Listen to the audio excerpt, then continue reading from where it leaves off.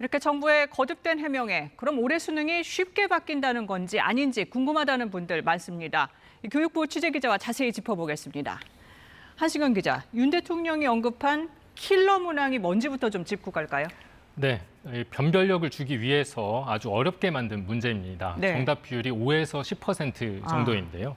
윤 대통령은 공교육이 다루지 않은 학교에서 가르칠 수 없는 과목 융합형 이 문제를 지적했습니다. 네. 예를 들어 지난해 수능 국어에서 클라이버의 기초대사량 연구를 다룬 과학 지문이 있었는데요. 네. 상용 로그, 기울기, 편차 이런 과학 용어들이 등장해서 이게 국어 시험 맞냐 이런 지적이 나오기도 했습니다. 네. 이런 킬러 문항을 배제해서 사교육을 줄이겠다는 얘기입니다. 그렇다면 이런 문항을 없앤다는 겁니까? 어떻게 바꾸겠다는 얘기죠? 오늘 장상윤 교육부 차관이 이 부분에 대해서 설명을 했는데요. 네. 우선 윤 대통령 발언 취지는 쉬운 수능으로 가야 한다는 건 아니라는 겁니다. 네. 예.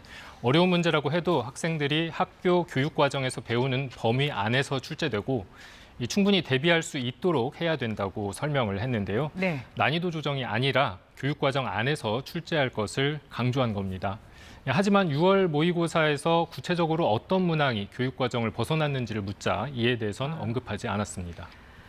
또 한 가지, 교육과정 안에서 출제하겠다는 건 교과서에 있는 지문에서만 문제를 낸다는 얘기입니까? 꼭 그렇지는 않습니다. 네. 이에 대해 장상윤 차관은 교과서 지문만 써야 한다고 판단하긴 곤란하다고 했습니다. 공교육 틀 안에서 이 교육과정 안에서 충분히 다뤄지고 접할 수 있는 내용들을 출제하는 기조라고 했는데요. 그렇기 때문에 반드시 이 교과서에 나온 지문에서만 출제가 되는 것은 아니고 교육과정 범위에 있는 내용에서 문항이 출제될 수 있다는 겁니다. 네. 이제 수능 전에 마지막 모의고사 9월에 있습니다. 그 모의고사가 어떻게 출제될지 관심이 쏠리겠네요.